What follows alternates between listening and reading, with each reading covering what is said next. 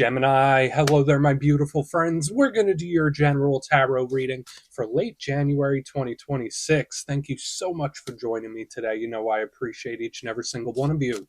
So let's get right down to business as always and start you off with an oracle card here, just so we can dip our toes in the energy and see what's happening for the lovely Gemini collective. I hope you're all doing fabulous and fantastic, my friends. Let's get it going here. My guide, spirit team, talk to me. What do we got for these beautiful Geminis in late January? We're moving on into February shortly. What energies, messages, insights can we take a little peek at? And yeah, we're just going to take a real quick look at this first card. Then we'll get into the full reading itself. At the very end, I'll pull you a bonus card from the Shadowland Tarot just to see what might be in the shadows or what shadow work you can lean into, which is always interesting. But let's get it going here. Let's rock and see what we got for Gemini in late January. What's the vibe? What's the energy here for my good friends? There we go. That card flew right on out. Hey, it's actually one of the cards that I link with you, which is very intriguing to me. We see the two individuals both looking through that same mask. Now, there's a lot of little undertones to this card. To me, the biggest overarching theme is perspective, like how we look at something, the way we view it, the lens at which we're using. But before we fully dive into that, if you're new here, I'll be speaking about the January subscriber surprise towards the end, so you might want to check that out. And also, if you could kindly illuminate that like button by tapping it right on its third eye. You know, I'd greatly appreciate it. But enough of the promo, back into the reading. Let's talk more in depth about it. So as you can see, it's a striking piece of imagery. We have the twins, right? And they're both looking through the same mask. So in a Gemini reading, it does take a little extra importance to me because I've always linked it to your sign. So for a lot of Geminis, just whether you have a self-focus in this time, there could be something around self-confidence. Are you being nice to yourself? Are you being kind to yourself? Are you being too hard on yourself? These are all questions I always think of when one of your cards show up in the front. Now, aside from that, I already mentioned the biggest thing I think of with this card is perspective, because they are both looking through the mask. And I know with symbolism, when it comes to masks, we could think about secrecy and hidden stuff, sure, but I'm not fully going to walk down that road. To me, it's about how we view something. Now, for some of you, you might be going through a situation where you might be thinking like, oh, I wish they could see it from my point of view. I wish they could see it from my shoes. Maybe Spirit's asking you to use your power of perspective with whatever you're dealing with, whether it's good, bad, or indifferent, to try to see something through someone else's shoes. Use that beautiful empathy that you have. Now, if that's not the case, sometimes this could be Spirit telling us to like detach ourselves mentally, like if we're problem solving, where it's like, okay, if I was advising someone else to handle it, how would I advise them? That's always important with this card. But I think it's cool. Something about perspective. So we're just going to let them chill out right there. They could keep looking at whatever they're looking at. Let's get into tarot. And yeah, I always say that first card, it doesn't make or break the reading. It's just a little footnote. So let's get you 3 tarot cards in the upright. Then we'll get into that intuitive juiciness. Shuffle it up one time here for Gemini. And while we get this deck shuffled up and ready to go, let's talk about last week's reading. So it was titled A Surprising Change. And I always like to say that life is never-ending change, right? Things are always shifting. That's just the name of the game here in this reality. But sometimes things move in ways we don't expect. Sometimes things change when we're not expecting them to. And that was kind of the vibe I was picking up. Now, not every change is a bad change. Sometimes it's really good. And I was kind of picking that up for some of you. But with the energy shifting, I'm really intrigued to see what shows up this week. So let's get it going here. And yeah, as you know, energy is very fluid, never set in stone. So only take this how it hits for you, because we could be seeing your vibe or somebody else, right? Let's get it going. 3 cards for Gemini, late January. What do we got for my good friends? And we are technically in Aquarius season. Yeah, the deck is being a little specific for you, and that's okay. All right, we're starting okay. All right, I'll take that. I'll take 10 of Cups all day. As the first card. That's usually very, very beautiful. I mean, it could also represent home and family, living situations, stuff like that. Let's get a couple more. Let's get a couple more for our good friends. Okay. Yeah, I don't know why the deck is being so particular for you this week. It's okay, though. Hierophant. Okay. The moving energy, then the not. It's like they're totally opposite. And it could be good. What do we got? Yeah, and then we have one of your power cards right here on the back. We have the Knight of Swords. So this is like a stop and go. That's initially what it feels like to me. It's like stop and go, or go, stop, go. There's a little stutter step in the energy. which could be okay. I guess it really depends on what you're dealing with. But let's go through. I'll give you some of the classical meanings and archetypes. Then we'll get into that juicy, intuitive stuff. But at first glance, I always like to look at the elements. It informs the different areas of life that could be highlighted or how the energy is flowing. And we have water, earth, and air. So a nice mixture here. Usually, when I get too much of one element, that gets me a little, I don't want to say concerned, but it grabs my attention because then it could be lopsided. So this is split pretty evenly. So these could be different areas of life, different situations you might be dealing with, or different aspects. But starting here with the water, that's the realm of emotions, feelings, your inner world. So it could tie with creativity. It could also speak about things or people we care deeply for. So personal relationships and connections could be very important when it comes to water. The downside to water energy, sometimes it could be a little up and down, right? It's always in a state of flux, kind of like what we were seeing in the reading last week, where the energy's shifting and moving. Then in the center, we have the total opposite when we come to the earth. When I see earth energy, I do think of our sense of security and feelings of security. We could think of routine. When I see earth energy, I think of the world that we live in. So material matters. So work, money, abundance, matters involving that. Home, family. So they always say the world is a stage. Earth is the stage that we play on. Then we have the air right here on the back end. That's your power element. That's your comfort zone. That's where you're the most comfortable as a Gemini. And the air energy, that does tie into the mindset. So think of logic, think of planning. It's more of a pragmatic. Whereas like the element right here in the front with the water, it's more about feel and intuition. This one's about making sense. And air could also tie to communication. The downside to air energy, sometimes it could be a little cold and detached. So let's go through and start building this out piece by piece. Position number one, we're starting with the Ten of Cups, one of the best cards in the whole entire deck. And I will say I'm cautiously optimistic with the spread that we got going this week. But I love the Ten of Cups. That's one of the cards of blessings and abundance, wins and victories. It's wish fulfillment right here. So if we get a good clarifier, that's claimable to the maximum. And you see it. There's this happy family. They're surrounded. They got their little house, 10 full cups, rainbow. It's a beautiful day. They're living the life. So to me, it's just something that's great. So we're going to have to really peel back the layers to see. Now, I mentioned it when the card first came out. It can represent family. It can represent group dynamics, people that we care deeply for, and it can represent home, real estate, living situations. So we'll see what's up with that. Now, the downside to this card, because I like to give you both sides of the coin, sometimes the Ten of Cups could just represent an overabundance of emotion. So feeling things very intensely. So there could be certain things where you're just feeling every inch of it. That's what we think of with this card. So we'll see what's up. It doesn't have to be a bad thing. Remember, I'll always call a positive card a positive until something proves us otherwise. Now, moving to the middle, we get a bit of a switch up. That's why I was saying like the energy flows, but then it stops and then it goes again. We have the Hierophant. Now, big earthy vibes. This could connect to the Taurus collective, so you might be connected to a Taurus. And you see him there. He's an authority figure. He is planted. He is immovable. And this card is one of the more dense ones symbolically in the whole entire deck. So it could represent people in positions of power. So think of like authority figures, bosses. It could represent corporations, power structures. Think of like religious institutions. And I think I already mentioned the corporations.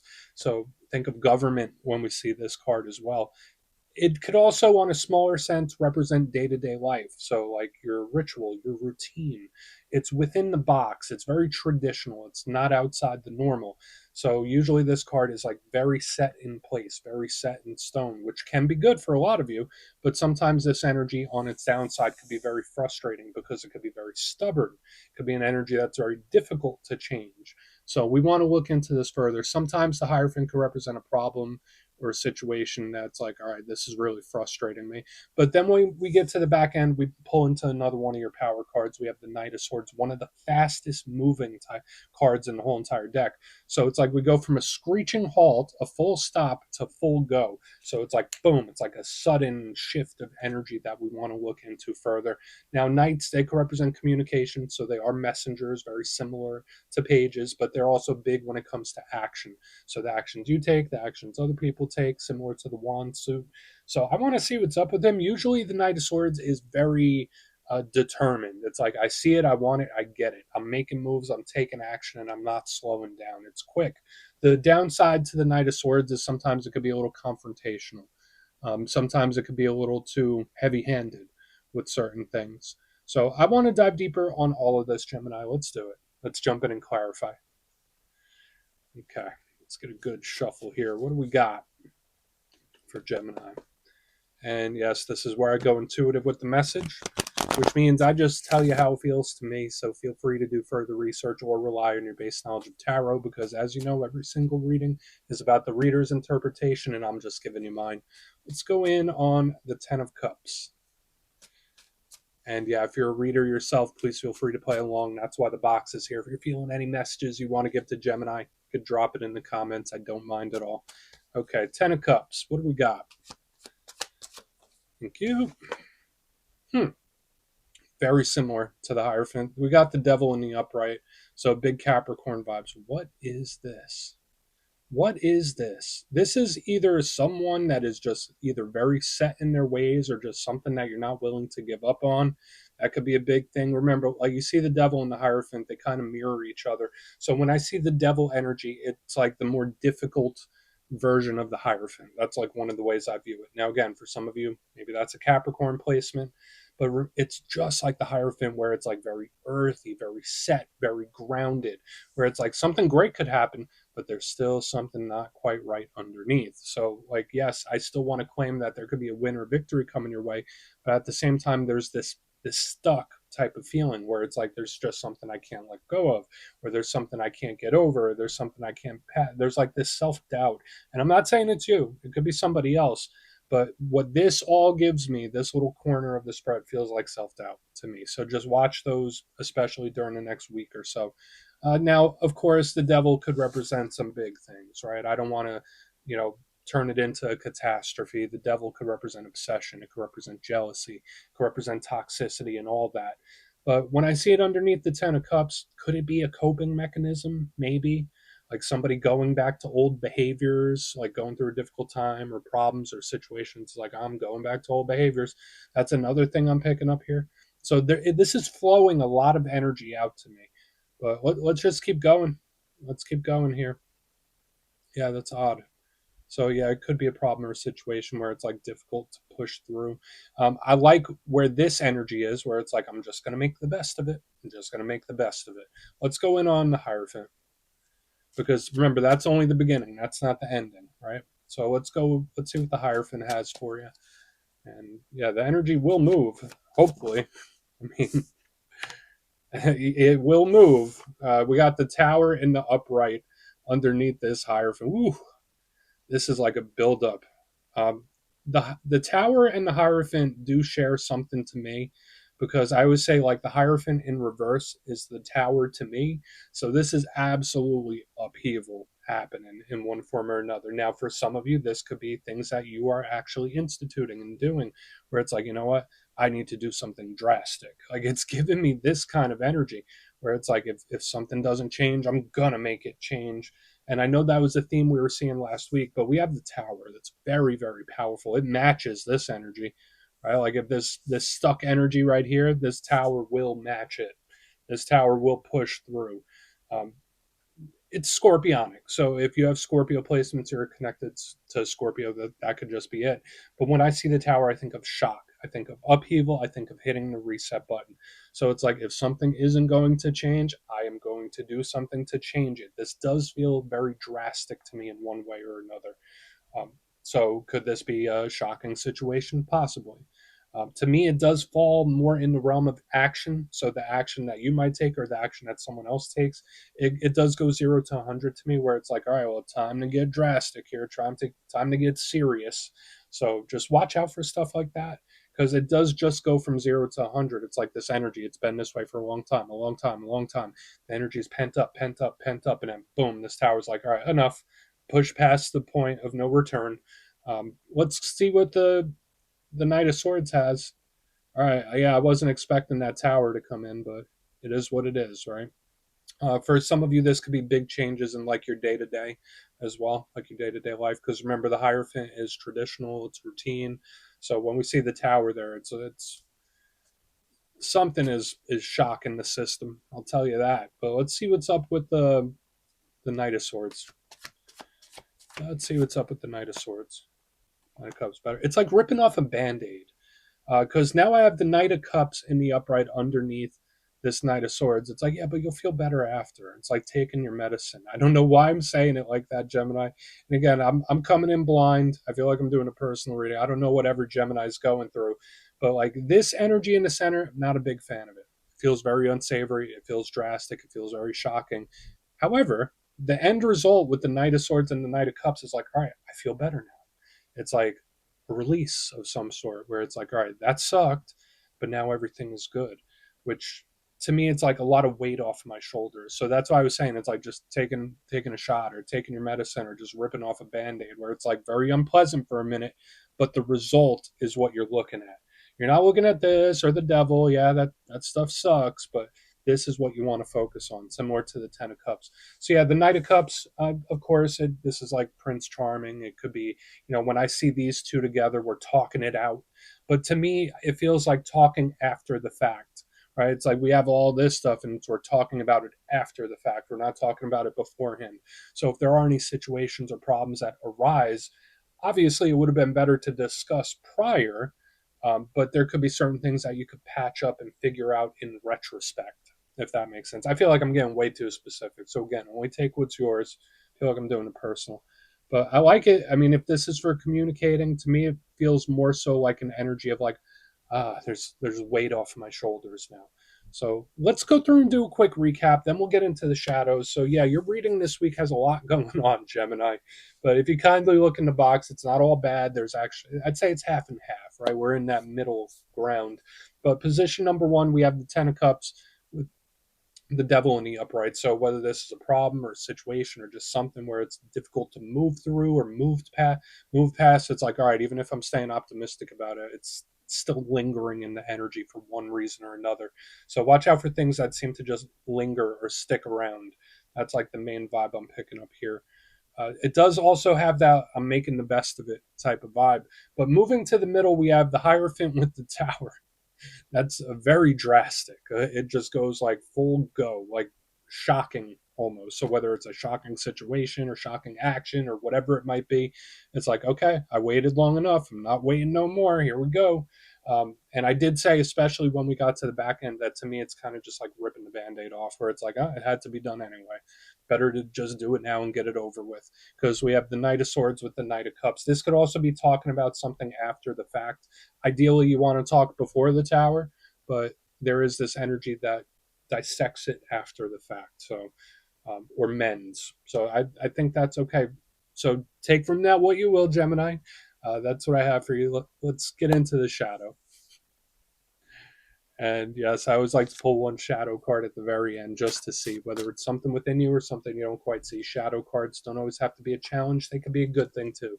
So let's get you one. And yeah, if you made it to this point in the reading, please feel free to check out channel memberships. I'll put a link for it in the comments below. It's a beautiful way to support the channel, and I have much love for all my channel members. Okay, let's get this going here. What do we got for Gemini? Quick, super quick.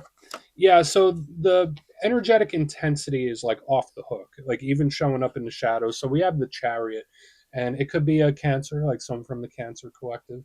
And to me, this is a card that's like a bigger version of the Knight of Swords, believe it or not. It's like determined, it's shooting off in a direction, it's not stopping. So, for some of you, whether this is like a mode you're in, very determined to see something through or get through something, that could be a good thing. But remember, this card could be a little too heavy handed and, and confrontational. So, like when I see this tower and this energy that gets drastic out of the blue, and then we get this Chariot in the back end, it's like, okay, this energy might be a little too heavy handed. So again, your situation far better than I could. So just watch out for over aggressiveness. And if that's not you, it could be someone around you that's just either doing a little too much or trying a little too hard. There's just an imbalance in effort. That's what I'll say with this. So we're going to put it down right there, Gemini. That's what I have for you this week, my friends. Don't click away just yet, though. I'm going to give you the details of the January subscriber surprise. If you would like further insight on your situation, or if you'd like to see what 2026 has in store for you, you can book a personal reading with me at my website, mastermetaphysics.com. The January schedule's already up, so you could go check it out and see what's available. It's going quick, but for the January subscriber surprise, I'm giving away 3 copies of one of my favorite decks, the Everyday Witches Tarot. It's absolutely adorable and is great for readers of all skill levels. So if you'd like to get your name in for this, it's 2 simple things. As always, my friends, first, you must be subscribed. And second, let me know down in the comments from today's reading which card spoke to you the most. Even if the reading didn't quite hit, which card was giving you those warm and fuzzies or really caught your attention. You'll be entered to win, and at the end of the month, the winners will be announced in my community tab. As always, my friends, much love, and I'll see you soon.